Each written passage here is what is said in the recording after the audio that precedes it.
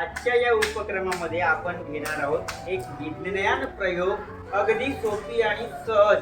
प्रीती, या ग्लास मध्ये थोडं पाणी घे बरं. काय प्रयोग आहे ते नंतर पाहू आपण. आता त्यामध्ये हे मीठ टाकले. या पाण्यामध्ये प्रीतीनं मीठ टाकलं. त्यानंतर काय होते, काय होत आहे रे? निरीक्षण करा तुम्ही.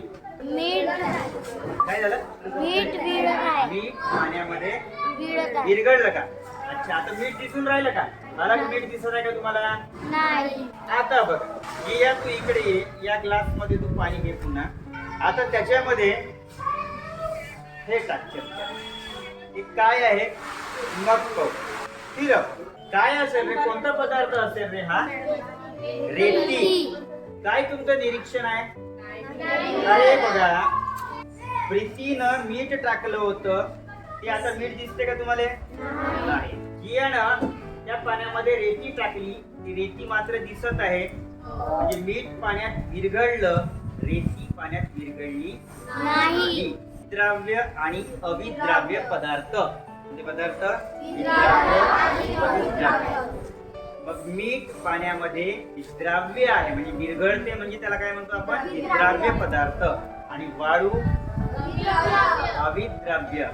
Salt is soluble in water, but sand is insoluble in water.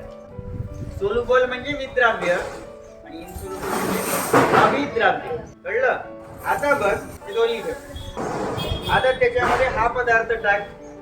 हे निरीक्षण करते मुलं. काय होईल निरीक्षण करा. तुमचं काय वाटते तुम्हाला प्रीती? साखर पाण्यामध्ये विद्राव्य की अविद्राव्य? विद्राव्य.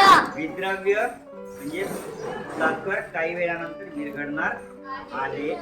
आपण एक वेगळी कृती पण करणार आहोत. काय झालं? काही वेळानंतर साखर पाण्यामध्ये विरघळलेली आहे. आता बघा, तुम्ही म्हटलं sugar is soluble in water. आता मी हे घेतलं तेल. हा वेगळा प्रयोग आहे बरं का. तेलामध्ये साखर विद्राव्य की अविद्राव्य? विद्राव्य. बघूया ना करून. कुठे साखर? बघूया. मी 1 चमच साखर टाकतो. हे तेल आहे. हा ते तेल आपण पाहिलं. साखर पाण्यामध्ये विद्राव्य आहे, सोल्युबल आहे. तेलामध्ये आहे का? बघू ना रे. जेवढी साखर तेलामध्ये टाकली तेवढी ही साखर, त्याचा खाली थर दिसते तुम्हाला, दिसते ना? म्हणजे साखर तेलामध्ये अविद्राव्य विरघळत नाही.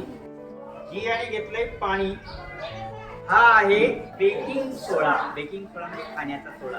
आता हा खाण्याचा सोडा काय वाटतं तुम्हाला? विद्राव्य अविद्राव्य? काय होईल? पाण्यात विरघळेल हा. बघूया ना. बेकिंग सोडा पाण्यामध्ये टाकला, नंतर काय होतं ते बघून घ्या. आता एका ग्लास मध्ये पाणी घेतलं. आता त्याच्यात टाकलं तेल. आता त्याच्यामध्ये टाकतो आपण पाणी. आता हे मिक्स झालं का? काही वेळानंतर काय होईल?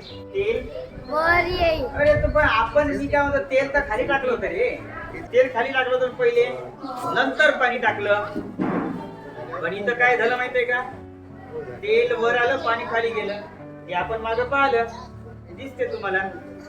म्हणजे तेल आणि पाणी कधीही मिक्स होऊ शकत नाही. या ठिकाणी तुम्हाला समजलं की विद्राव्य पदार्थ कोणते आणि अविद्राव्य पदार्थ कोणते. या गोष्टी आपण शिकलो.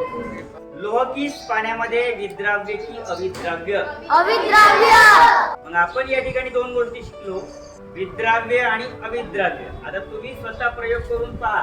कोणते पदार्थ पाण्यामध्ये विद्राव्य आहे, कोणते पदार्थ पाण्यामध्ये अविद्राव्य आहे, त्याची यादी करा. करून पाहता येईल.